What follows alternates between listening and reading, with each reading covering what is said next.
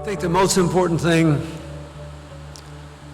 that I have learned is that there's more to learn. That we should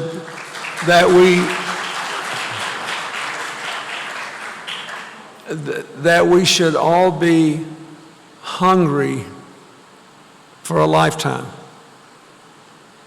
I mean, for example, at my next birthday, I'll be 68. All the great scientific discoveries made by all the great geniuses were largely made when they were in their 20s and 30s. And yet, I became, about 2 years ago, obsessed with particle physics. And I was determined to understand it before I died. I could not have done that if I hadn't learned to read when I was young, if I hadn't had the opportunity to study science courses in my high school, and I lived in the second poorest state in the United States, which most people my age in my state did not have. I happened to go to a bigger high school with people who understood we had to get good science and math teachers there. And if I hadn't gone to, in my case, Georgetown University, which was a Jesuit university, and I hadn't been subject to the kind of rigors that the Jesuits imposed, which made me realize that however much I thought I knew and however smart I was, I didn't know very much and I wasn't very smart. I had a lot to learn. So that's the most important thing I learned, that your brain is a gift.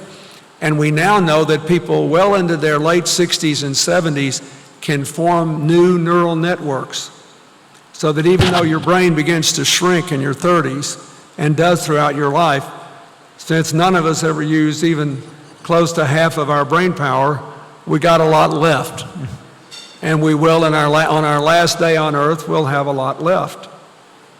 So the idea that we now know as a scientific measure, because of all the brain scanning technology, that we can form these networks and that we form them best. We're most likely to form new neural networks later in life by learning something new. So if I said I was interested in particle physics and also in astrophysics, and I'm trying to figure out what it means that we've located 20 planets outside our solar system in the last 5 years that seem to have enough density and be far enough away from their suns that they might be able to support life. That may be the answer to the Russia-Ukraine problem. An attack from outer space will immediately unite us all. Members of Congress in the US will immediately start hugging each other and singing Kumbaya. But anyway, I can form new neural networks doing that because I don't know anything about it, or I didn't when I started. A theoretical physicist would do better going to Suzuki piano lessons with his grandchild or her grandchild and just playing if you knew nothing about music.